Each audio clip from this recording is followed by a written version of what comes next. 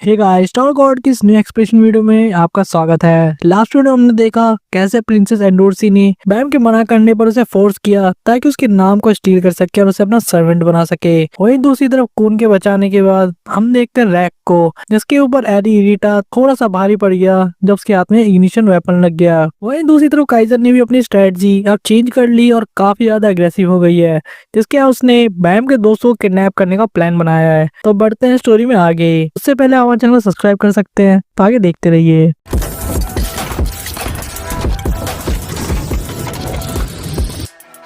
Story के start में हमें दिखाई जाती है बड़ी बड़ी जंजीरें और हम अंदाजा लगा सकते हैं कि क्या हुआ था बैटल का कंक्लूजन, जो कि एडी इरिटा और रैक के बीच में हो रहा था। क्योंकि अब इरिटा खड़ा था काइजर के सामने, जहाँ उसे कहता है कि तुमसे मिला बहुत दिन हो गया। वहीं पे काइजर उससे पूछती है कई लोग जो तुम्हारे साथ है ज्यूल ग्रेस के साथ ही हैं, जिस पर इरिटा कहता है लगता तो ऐसा ही है, लेकिन वो ये भी एडमिट करता है कि इन्हें कैप्चर करना जितना उसने सोचा था उसे कहीं ज्यादा टफ था, और खासकर इस एलिगेटर को। इस बात को सुनकर पास का एक रेगुलर कहता है तुम सही में मजाक कर रहे हो, लगता है एक ऐसा एलिगेटर जो कि 10 फैमिली का पार्ट भी नहीं है उससे तुम्हें परेशानी हुई। इस पर एरिटा हंसते हुए कहता है मैं बिल्कुल मजाक नहीं कर रहा, और शायद अगर तुम मुझसे लड़ते तो तुम आज जिंदा भी नहीं होते बोलने के लिए। जिस पर लेगलो बताता है कि मैं भी एक 10 बॉस हूँ और मैं ऐसी किसी पागल से आदमी से नहीं हार सकता। क्यों तुम्हें ऐसा क्यों लगता है? तुम्हें मुझे थोड़ी सी रिस्पेक्ट देनी चाहिए। लेकिन एनीटा चीज को इग्नोर कर देता है और काइजर से पूछता है लेकिन तुमने भी बहुत अजीब चीज की है काइजर, मुझे भरोसा नहीं था कि तुम नाम चुराने में जाओगी। लेकिन काइजर कहती है कि चीजें बस कुछ इसी तरीके से रैप हुई, और वैसे भी तुम्हारे बिहेवियर की वजह से आज पहली बार मुझे कुछ मदद मिली है। जिस पर एनीटा हंसते हुए कहता है अच्छा ऐसा है क्या? और काइजर से कहता है इसीलिए मैं तुमसे एक फेवर चाहता हूँ। ये सुनकर काइजर भी सोच में पड़ जाती है। जब एनीटा कहता है कि इस फेवर में उसे एलिगेटर चाहिए था ताकि उसे अपना सर्वेंट बना सके, लेकिन काइजर ये साफ मना कर देती है और पूछने पर उसे बताती है कि इस बार फेस्टिवल काफी ज्यादा स्पेशल है, क्योंकि एक स्लेयर कैंडिडेट जो कि पक्का है और एक प्रिंसेस जहाद हमारे साथ है, इसीलिए जितने वैल्यूबल गुड हमारे पास हो उतना अच्छा है, और ये एलिगेटर भी उन्हीं में से एक है जो मैं तुम्हें बिल्कुल नहीं दे सकती। और इन लोग की भी नीलामी की जाएगी आने वाले ऑक्शन में, जो कि फेस्टिवल के टाइम होगा।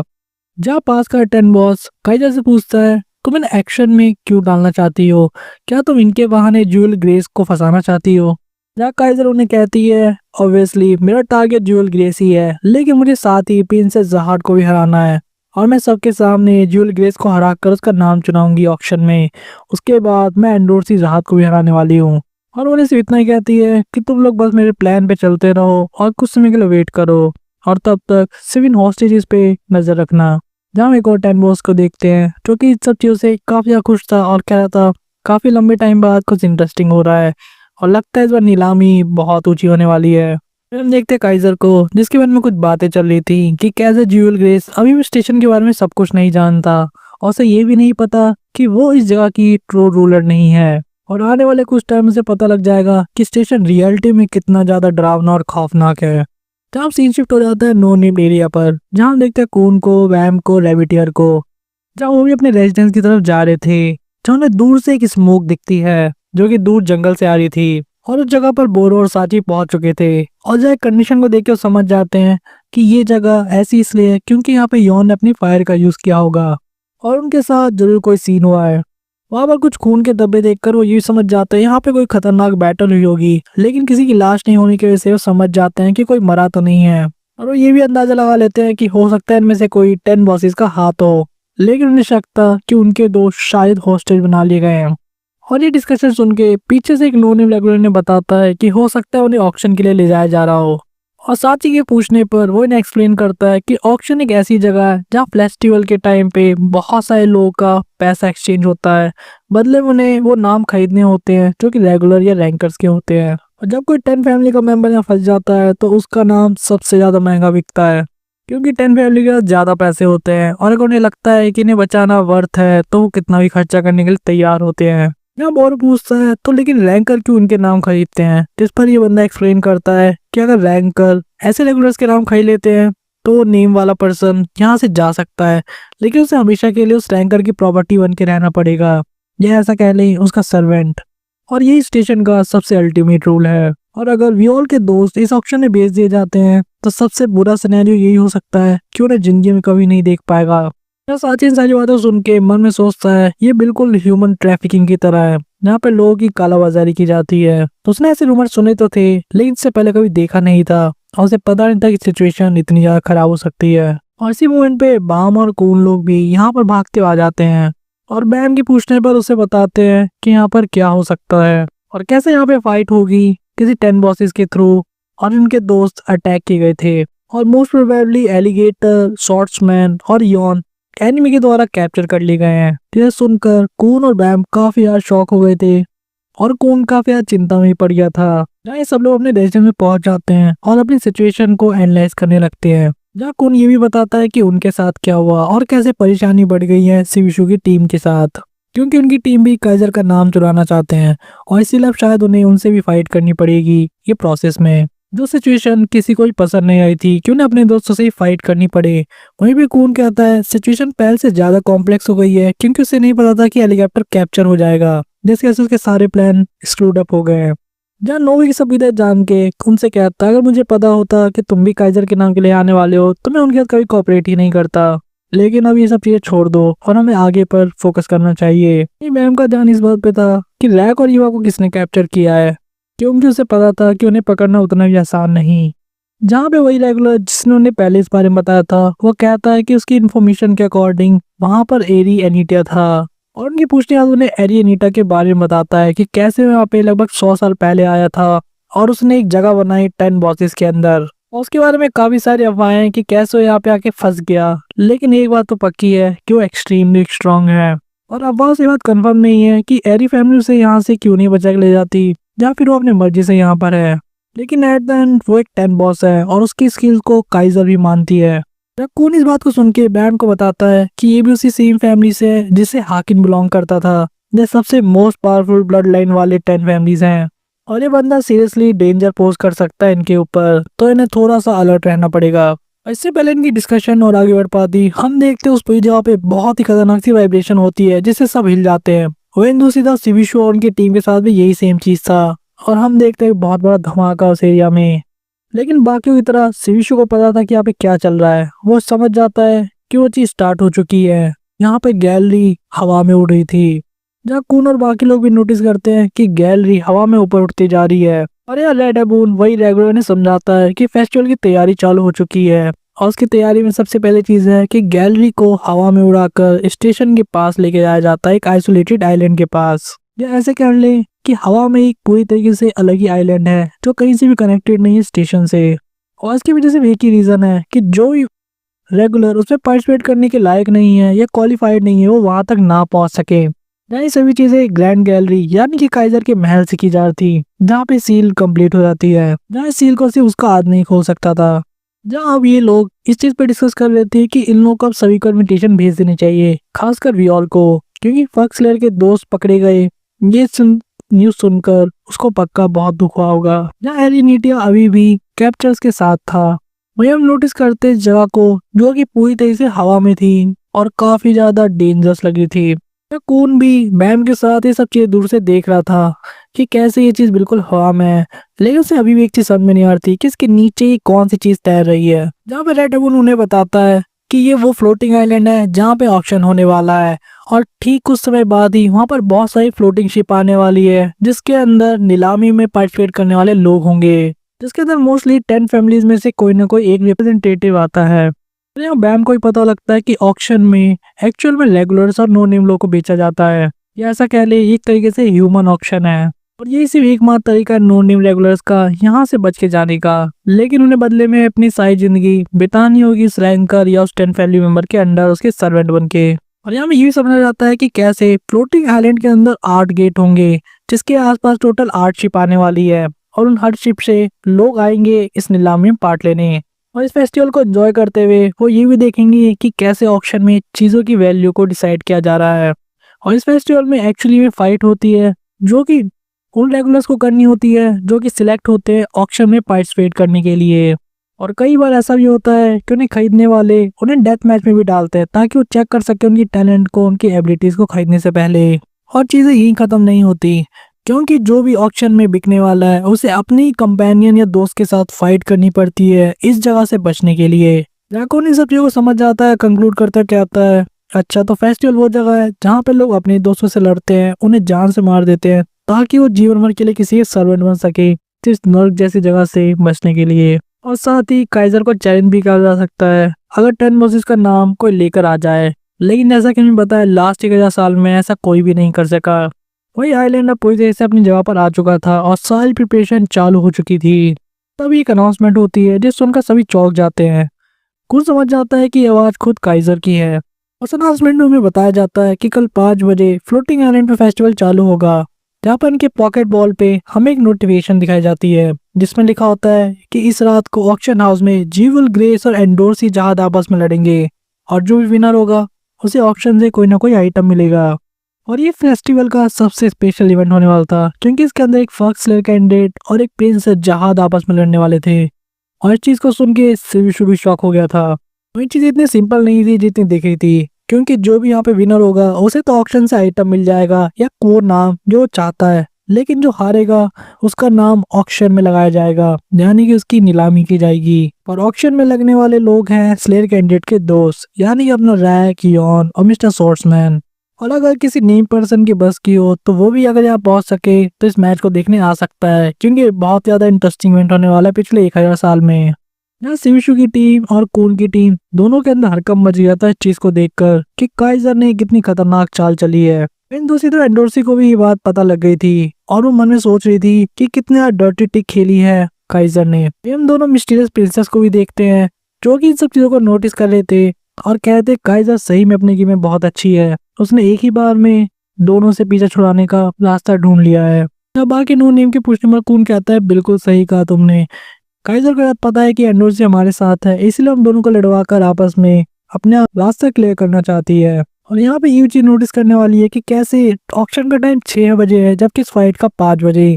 इसका साफ मतलब है कि एक तरीके का ट्रैप है ताकि अगर वो फाइट ना करना चाहे तो उन्हें अपने होस्टेज को बचाने के लिए जाना होगा। जब हम साफ कहता है इसका साफ मतलब सिर्फ यही है कि हमारे पास और कोई चॉइस ही नहीं है और हमें जाना ही होगा अपने दोस्तों को बचाने के लिए। इस पर डैन उन्हें कहता है कि इस काम के लिए हम ही जाएंगे क्योंकि उन्हें नहीं पता कि हम दोनों सेम ही टीम में हैं। लेकिन कुन उन्हें कहता है कि तुम्हें केयरफुल रहना होगा क्योंकि 10 बॉसेस और डेफिनेटली होने वाले हैं। वही साची पूछने पर रेड बफून उन्हें बताता है कि कोई भी नेम वाला बंदा ऑक्शन हाउस में जा सकता है कम से कम। वो काइजर के यहाँ तो नहीं जा सकते लेकिन फिर भी फ्लोटिंग आइलैंड तक पहुंच सकते हैं। जहाँ ये लोग ये भी कहते हैं कि हम उस जगह के सारे रास्ते को पहचानते हैं और हम तुम्हें वहां तक लेके जा सकते हैं तब तक जब तक तुम काइजर को जरूर हरा दो, क्योंकि हमें उससे बहुत ज्यादा नफरत है। वही बैम इस बात को सुन के कहता है तो हमें तुरंत यहाँ से निकल जाना चाहिए ताकि वो रैक को बचा सके और काइजर को ठिकाने लगा सके। हम काफी क्लोजअप में देखते हैं ऑक्शन हाउस को जो कि फ्लोटिंग आइलैंड पे था, जहाँ बहुत सारे लोग ऑक्शनरी वहां पर पहुंच गए थे जो कि इस नीलामी में पार्ट लेने वाले थे। हम एक बंदे को बात करते हुए सुनते हैं जो कह रहा था कि ऑक्शन हाउस कुछ ज्यादा ही बड़ा है, खासकर उन बच्चों को देखकर। आखिर ये लोग यहाँ पे अचीव क्या करना चाहते हैं इस जगह पर ऐसे भीड़ बढ़ाकर। ये पर्सन उन्हें बार बार कहा था कि ये लोग हमेशा परेशानी बढ़ाते हैं और सरदर्द बन जाते हैं। जहाँ पर यहाँ का एक पर्सन इस बंदे को मना भी करता है कि यहाँ पे आप स्मोक नहीं कर सकते, जिस पर हम उस पर्सन का फेस देख पाते हैं और ये कोई और नहीं बल्कि जिनसुंग हा था जो कि अपना बैम का मास्टर है। और उस बंदे को डांटते हुए कहता है ये तो बस एक लॉलीपॉप है। जब बाकी लोग के साथ हम भी काफी सरप्राइज हुए थे इसे यहाँ देखकर। वहीं जिनसुंग अपने मन में सोच रहा था कि आगे ट्रेन पर ऐसा हुआ क्या जो उन्हें इतने खतरनाक स्टेशन पर खुद आना पड़ा। और जिनसुंग यहाँ पे इसलिए आया था क्योंकि ट्रेन यहाँ रुकने वाली थी, लेकिन उसने कभी सोचा नहीं था कि वो बैम को यहाँ पर देखेगा। लेकिन उसके मन में अभी बहुत सारे थॉट चल रहे थे कि कैसे वो एक तरीके से तो खुश है कि वो हाकिम के द्वारा मारा नहीं गया, ऐसे तो उनके लिए काफी ईजी होता इस स्टेशन पे उनके बीच में इंटरवीन करना। लेकिन यहाँ सिचुएशन अलग ही डेंस हो चुकी है क्योंकि एक स्लेयर कैंडिडेट और प्रिंसेस जहाँ की इसमें यहाँ फाइट होने वाली है। इस तरह का इवेंट इस जगह की औकात से कई हद तक बाहर है। दूसरी तरफ वापस बैम उसकी टीम को देखते हैं जहाँ पर वो बस सब निकलने वाले थे, लेकिन कून उस रेगुलर से कुछ पूछता है क्या फेस्टिवल हमेशा इतने शोर शराबे और धूमधाम से होता है, जिस पर रेडॉन कहता है नहीं इस बार कुछ ज्यादा ही खास बात है क्योंकि इससे पहले यहाँ पे सिर्फ एलीट लोग होते थे लेकिन इस बार बहुत सारे पब्लिक लोग भी हैं। और शायद काइजर पूरी पब्लिक के सामने साबित करना चाहती है कि वो कितनी पावरफुल और जाके ट्रू रूलर है। कून ये सुनकर एक स्ट्रेटजी बनाता है कि उन्हें अपनी क्लॉथ चेंज कर लेनी चाहिए क्योंकि उनकी प्रोफाइल पूरी जगह तक फैल चुकी होगी, क्योंकि उन्हें इस जगह पर एंटर करना है। और वो फ्लोटिंग आइलैंड में कैसे एंट्री करेंगे इसके प्लान के ऊपर काम करते हैं। जहाँ पहले तो ये देखते हैं कि ऑक्शन के आइटम को कहाँ पे रखा जाता है और कितने वहाँ पे एंट्री गेट है। और एक बार वो रेस्क्यू मिशन कर ले उसके बाद वो जाएंगे काइजर के लिए। वहीं पे होस्टेज को बचाने वाली टीम अलग अलग डिवाइड हो जाएगी और साथ ही में उनको भी ढूंढती रहेगी सेम पैरेलल टाइम पर। इसके ठीक 1 घंटे बाद हमें वापस से दिखाया जाता है फ्लोटिंग आइलैंड, जहाँ पर हम पहली बार कून में काफी अलग लोग देखते हैं। यहाँ कून काफी गहरी चिंता में था कि कैसे उनके पीछे काफी सारे बंदे पड़े हैं। वहीं रेड डॉन कहता है क्योंकि काइजर की तरफ से एक ऑर्डर था, इसलिए सारे नीम बंदों को जो कि उनके 10 बॉस के सर्वेंट है उन्हें वहां पर जाना ही होगा। वही कून ये सोच रहा था कि आखिर फ्लोटिंग आइलैंड आता कहाँ से है, ये इतना बड़ा कहीं छुपा कर तो रखा नहीं जा सकता जमीन के अंदर। रेड ऑन उन्हें बताता है कि इसको बस गायब कर दिया जाता है ताकि वो किसी को दिखे ना। वहीं वो अपने मन में सोच रहा था कि वो कुछ ज्यादा ओवरली ड्रेस हो गया है, जिससे उनको बैम भी काफी इम्प्रेस हो जाता है। वहीं पे रेड ऑन ने बताता है कि मास्टरपीस वर्कशॉप ने बनाई है 10 ग्रेट फैमिलीज के लिए और इसीलिए इसके अंदर काफी सारे ट्रैप भी हो सकते हैं। लेकिन बैम को इन सब चीजों की चिंता नहीं थी क्योंकि वर्कशॉप से बहुत बार टक्कर ले चुका है। उसे चिंता थी तो बस अपने दोस्त रैक की और बाकी लोगों की। लेकिन कून उसे बार बार समझा रहा था कि हमें ऐसे डरना नहीं चाहिए। और वैसे भी सिबिशु की टीम ने उन्हें आश्वासन दिया है कि अगर वो उनके दोस्तों को ढूंढ लेते हैं तो उन्हें जरूर बताएंगे। बैम को सुनकर थोड़ा सा खुश होता है और कहता है क्या एंडोर्सी को भी बात पता है, लेकिन कून साफ मना कर देता है। कहता है एंडोर्सी को शहर में कुछ नहीं पता, ये सिर्फ सिबिशु का आइडिया है। लेकिन फिर भी हॉस्टेज को बचाने के बीच में उनके बीच में एक एग्रीमेंट हो गया है, लेकिन उनका मेन फोकस रहेगा 10 बॉसेस को हराने में। लेकिन उनका कहना है कि उनका मेन फोकस होगा काइजर कि इस जाल में कि कैसे नोर्सी और बैम को फाइट करनी पड़ेगी। और उनका प्लान भी यही है कि अगर वो टाइम में 10 बॉसेस के नाम को नहीं ले पाते हैं तो फिर वो तुम्हें डिफीट करेंगे बैटल के अंदर, ताकि उन्हें चांस मिले काइजर को हराने का। और हम देखते हैं दूसरी टीम को जिसके अंदर साची, र्यून, बोरो और बाकी लोग थे, जिनका काम था हॉस्टेज को बचाना कल सुबह 5 बजे से पहले। वहीं पे उनकी थर्ड टीम को भी देखते हैं जिसके अंदर था लेविटेयर, डैन और ब्लेड्स और रैन, जो कि उस मेज के अंदर थे जो कि फ्लोटिंग आइलैंड के नीचे था। जैन के ये देखकर तो पता लग गया था कि सिचुएशन काफी मुश्किल होने वाली है, लेकिन फिर भी वो अपने आगे बढ़ते हैं क्योंकि उन्हें अपने दोस्तों को बचाना था। लेकिन परेशानी सिर्फ इतनी नहीं थी क्योंकि यहाँ पे बहुत सारे नेम लोग भी आ गए थे, तो अगर इनमें से कोई भी उन्हें देख लेता है तो वो सीधे काइजर को इनके बारे में बता देगा। वहीं जो रेगुलर पर्सन इनकी हेल्प कर रहा था इस जगह में जाने के लिए, उन्हें बताता है कैसे एक बार इनका साथी सदियों पहले यहाँ फंस गया था और वो यहाँ पर किस तरह घुसे थे ताकि अपने दोस्तों को बचा सके। वो इस जगह के अंदर तो घुस गए लेकिन फिर भी वो रोक नहीं पाए उन लोगों को उनके दोस्त को बेचने से, क्योंकि ये लोग काफी कमजोर थे काइजर को हराने और 10 बॉसेस को पेलने में। उनका कंपेनियन एक 10 फैमिली से बिलोंग करता था और उनकी फैमिली उसे बिल्कुल भी चाहती थी किसी भी दाम। वहीं रेगुलर ये भी कहता है कि जिन लोगों को लगता है कि वो यहाँ से एस्केप कर गए और काफी लकी थे, वो लोग गलती करते हैं, क्योंकि मुझे पता है कि वो बंदा 10 फैमिली के बीच में बिल्कुल नहीं रहना चाहता था। लेकिन स्टेशन की वजह से उसे पूरी जिंदगी उनके ऑर्डर मानने होंगे और उन्हीं के बीच रहना होगा, और इसीलिए मैं स्टेशन को और काइजर को ही माफ नहीं कर सकता। डैन इस बात को सुन कहता है अगर ऐसा है तब तो हमें और जल्दी करनी चाहिए अपने दोस्तों को बचाने के लिए। और ऑक्शनर की क्या पोजीशन है इस पर लेविटोर ने बताती है कि वो लोग जस्ट अभी फ्लोटिंग आइलैंड में घुसे हैं, जिसके बाद उनका प्लान आगे बढ़ जाता है और वो नीचे जंप कर जाते हैं। और हम देखते हैं एरी नीटिया को जो नोटिस करता है कि कोई ऊपर से आ रहा है। वही अब फोकस करते हैं हम सेकंड एंट्रेंस पे, जहाँ पे थी सिबिशु की टीम एंड डोर्सी के साथ। ना सिबिशु अपने मन में सोच रहा था कि अच्छा हमने इस फ्लोटिंग आइलैंड के बारे में सारी इन्फॉर्मेशन निकाल ली, क्योंकि हमने सोचा नहीं था कि काइजर होस्टेज लेने वाली है। जैन डोर्सी ने कह रही थी कि हम लोग को इन सारी परेशानी से क्यों गुजरना, मैं कल जाकर बाम को हराऊंगी 5 बजे, क्योंकि कितना सिंपल रहेगा कि पहले मैं बाम को हरा दूं, उसके बाद मैं काइजर को हराऊं, ताकि सारे मेरे सर्वेंट बन जाएं और हम यहाँ से जा सके। और डोर्सी की मेन इशू ये नहीं थी, बल्कि उसका कहना ये था कि जब इतना सिंपल अल्टरनेटिव हमारे सामने है तो मैं रात भर जाके 10 बॉसेस को क्यों ढूंढना। और वैसे भी क्या शिबिशु को ये बात पता नहीं कि नींद पूरी ना होने की वजह से स्क्रीन केयर पे कितना ज्यादा फर्क पड़ता है। शिबिशु सारी बातों को सुन के और ताने को सुनकर गुस्से से कहता है तुम्हें क्या लगता है सब किसकी गलती है, और उन्हें बैम की टीम की मदद करनी चाहिए क्योंकि यही ज्यादा प्रोडक्टिव हो सकता है। लेकिन एंडोर्सी को इससे थोड़ा गुस्सा आ जाता है और वो शिबिशु को एक जोरदार पंच लगाती है। एंडोर्सी उसे कह रही थी तुम्हें कोई आइडिया है कि मेरे दिल को कितना बुरा लगेगा इस तरह की बातें सुन के, और उन लोगों ने मेरे साथ कितना बुरा किया। और वो ये भी कहती है क्या तुम भूल गए हम स्टेशन पर क्यों आए थे, तुम्हारे लिए और अनाक के लिए। एंडोर्सी यही नहीं रुकती, उसे अपने पैरों से मारते कहती है कि मर जाओ जर कहीं के, और इसलिए तुम्हारे पास कोई गर्लफ्रेंड भी नहीं है तुम्हारे इस एटीट्यूड की वजह से। शिबिशु उससे बार माफी मांग रहा था। वहीं पास कर आसु उसके मन में बस एक ही बात चल रही थी कि एलिगेटर को किसने पकड़ा, वो कोई मामूली बंदा तो नहीं हो सकता जिसने एलिगेटर को हरा दिया। जहाँ सिविशु जमीन पे पड़े पड़े उसे कहता है कि वो बंदा था एरी इनिटिया, जो कि एरी फैमिली से था, और जरूर कुछ ऐसा हुआ जिसकी वजह से वो बाहर आया, क्योंकि इससे पहले उन्होंने कितनी भी कोशिश की वो इनसे लड़ने के लिए कभी नहीं आया था। वहीं हमें ये भी पता लगता है कि कैसे अनाक को उनके एक दूसरी टीममेट को कहीं और पे छोड़ा गया है ताकि वो वहां से 10 बॉसेस को पकड़ सके, जिसके बाद वो अलग अलग रास्ते चले जाते हैं ताकि वो जल्दी से 10 बॉसेस को पकड़ सके या फिर हॉस्टेज को कम से कम ढूंढ सके। जहाँ एंडोर्सी के मन में यही बात चल रही थी कि हम इस चीज को भी फालतू में कॉम्प्लिकेट कर रहे हैं, लेकिन फिर भी उसे एक बात समझ नहीं आ रही थी, उसे इतनी ज्यादा इरिटेशन की फील हो रही है पिछले कुछ टाइम से। उसकी गट फीलिंग कहती थी जैसे कोई दूर से उसे देख रहा है। वैसे कुछ देर बाद हम देखते हैं बैम की टीम को भी, जो कि फ्लोटिंग आइलैंड पे पहुंच चुके थे। जहाँ कौन अपने मन में सोच रहा था इतनी रात को यहाँ इतने सारे लोग हैं, ऐसा लगता है जैसे कोई नाइट क्लब वगैरह हो। वहीं पे रेड हॉर्न ने बताता है कि अगर यहाँ गलती से भी लड़ाई चालू हो गई तो उन्हें सारे नेम लोगों से फाइट करनी पड़ेगी, क्योंकि सभी काइजर और 10 बॉसेस के नौकर हैं। वहीं बैम काफी फोकस था और पूछता है कि कॉरिडोर कहाँ पर है जहाँ से वो काइजर तक जा सके, जिस पर लेगुलर ने बताता है कि अभी तक वो रास्ता नहीं खुलेगा जब तो 10 बॉसेस तक ना पहुंच जाए, और अगर है भी तो उन्हें तो कम से कम नहीं पता इसके बारे में, शायद कोई इनसाइडर उन्हें ये बात बता सकता है।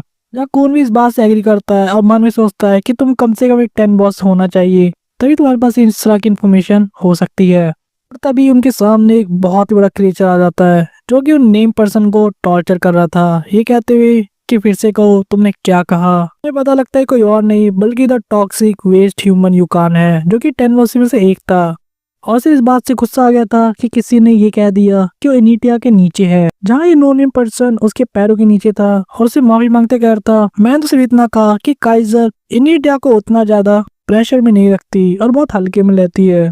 लेकिन यूकान काफी गुस्से में था और कह रहा था कि भला उसे स्पेशल ट्रीटमेंट क्यों मिलता है जबकि उसने ऑर्डर नहीं मांगा, उसे बिल्कुल एक पनिशमेंट मिलनी चाहिए थी। और वो गुस्से में यहाँ तक कहता है कि मुझे अपने गुस्से को शांत करने के लिए किसी को पीटना है और मुझे ज्यूल ग्रेस को लाके दो ताकि मैं उस पर अपना गुस्सा उतार सकूं। और उसका फेंकना यही बंद नहीं हुआ था, वो ये भी कहता है कि मैं ही उसे कैप्चर करूंगा और मैं प्रूव करूंगा कि मैं इनिटिया से बेटर हूँ। वहीं अब ये सारा झमेला बैम कून ने भी नोटिस कर लिया था, जहाँ पे रेड नोन ने बताता है कि ये यूकान है टॉक्सिक वेस्ट ह्यूमन, और इनिटिया के आने से पहले ये सभी 10 बॉसेस का चीफ बन के घूमता था, लेकिन जब से वो आया है तब से कोई इज्जत नहीं रह गई है। लेकिन फिर भी इस बात में कोई शक नहीं कि one of the most powerful 10 bosses में से एक है, और उससे यहाँ पर फेस करना काफी यार डेंजरस भी हो सकता है, तो हमें बस चुपचाप से यहाँ से निकल जाना चाहिए। जहाँ पर अभी भी यूकान अपने साथियों को यानी अपने नौकरों को बहुत ज्यादा टॉर्चर कर रहा था और कह रहा था मुझे वियोल को लेकर आओ, उन्हें बार बार गाली दे रहा था और उनके शरीर को तोड़ के रख देता था अपने पैरों के नीचे। और अब बैम गुनो कहता है कि चलो हम इस बंदे से पूछते हैं वो इन्फॉर्मेशन जो हमें चाहिए, और अगर वो नहीं देगा तो हम उससे ले लेंगे। इससे पहले रेड ने रोक पाता बैम उसके सामने चला जाता है और उसे कहता है एक्सक्यूज मी, क्या तुम मुझे बता सकते हो कि कॉरिडोर का रास्ता कहाँ है? मैं पहली बार यहाँ पर आया हूँ, मुझे यहाँ का रास्ता नहीं पता। और यूकान के पूछने पर वो अपना नाम से बताता है कि मैं हूँ 25th बैम।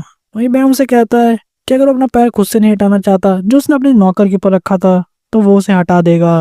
वही पीछे खड़ा रेड हॉर्न पैनिक करने लग गया था कि आखिर ये बंदा इंसान है क्या, जो सीधे जाके 10 बॉसेस से क्या बात करने लग गया।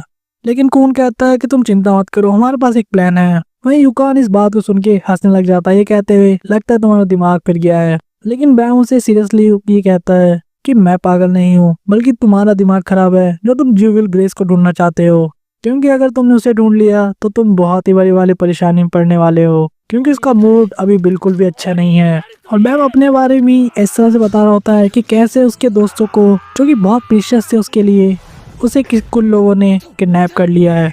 और इतना ही नहीं, ये लोग कुछ बहुत ही पावरफुल फोर्स के साथ मिलके यहाँ के रेगुलर को गुलाम की तरह ट्रीट करते हैं। और ये चीज व्यूअर को बिल्कुल पसंद नहीं कि कैसे ये लोग छोटे से स्टेशन पे राज करके अपने आप को कुछ बहुत ही बड़ा समझ रहे हैं, जबकि रियलिटी में तो एक कोई के मेढक है। और बाहर से देखने वाले लोगों को पता है कितना पैथेटिक है, और स्टार पर कोई गॉड है तो उन्हें बिल्कुल भी माफ नहीं करने वाला इनके इतने बुरे कर्मों की वजह से। जहाँ यूकान ने बहुत ज्यादा सुन लिया था और अब उसका दिमाग अलग ही लेवल पे था, गुस्से से उसकी आगे फटी जा रही थी। वो कहता है लगता है तुम्हारा दिमाग खराब है बच्चे, क्या तुम मरना चाहते हो? लेकिन तब इससे पहले टॉक्सिक ह्यूमन को समझ पाता हम देखते हैं बहुत ही खतरनाक सीन शॉट है जो कि बैम ने कर देता है इसके ऊपर, जिसके साथ इसकी हालत टाइट हो गई थी। जब बैम कह रहा था कि मैं कोई गॉड नहीं हूँ और इसीलिए मैं गलतियां भी करता हूँ, लेकिन मैं अपनी एक्शन को हमेशा जस्टिफाई भी नहीं कर सकता, लेकिन मैं इतना तो कह सकता हूँ कि अभी ये करना बिल्कुल सही है, क्योंकि मुझे पूरा राइट है एंग्री होने का, खासकर उन लोगों पे जो मेरे दोस्तों की जिंदगियों के साथ खेल रहे हैं। और हम देखते काफी टाइम बाद बैन के एक एंग्री फेस को, जहाँ वो बार बार एक ही बात रिपीट कर रहा था कि इस समय वो बहुत ज्यादा गुस्से में है। इसी शॉकिंग पॉइंट के साथ टावर गॉड की इस एक्सप्लेनेशन वीडियो को यहीं पे खत्म करते हैं, जहाँ हमने पहली बार देखा बैम को इतना एग्रेसिव होते हुए, जहाँ उसने गुस्से में पहली बार किसी सामने वाले पर अटैक कर दिया बिना उसके भड़काए। वहीं दूसरी तरफ हमने डिफरेंट टीम्स को देखा अलग अलग एम के साथ, जहाँ वो अपने अपने पोजीशन पे चले जा चुके हैं, काइजर उसके दोस्तों को खत्म करने के लिए। या बैम उसके दोस्त अपने होस्टेजेस को यानी अपने साथी को बचा पाएंगे या नहीं, और क्या एंडोर्सी अपना नाम काइजर से ले पाएगी या नहीं, और बैम और एंडोर्सी की फाइट में क्या होने वाला है, आखिर कौन सा धमाका यहाँ पे होगा, और आखिर जिनसू वहाँ यहाँ पर क्या कर रहा है। तो इन सभी चीजों के आंसर जानने के लिए हमारे नेक्स्ट वीडियो का वेट करें। तब तक के लिए अगर आपको वीडियो पसंद आई हो इस वीडियो को लाइक कर सकते हैं, हमारे चैनल को सब्सक्राइब कर सकते हैं, वीडियो को ज्यादा शेयर कर सकते हैं, और हमें कमेंट करके सजेशन दे सकते हैं आपको और कौन सी वीडियो चाहिए। तो तब तक के लिए बाय गाइस।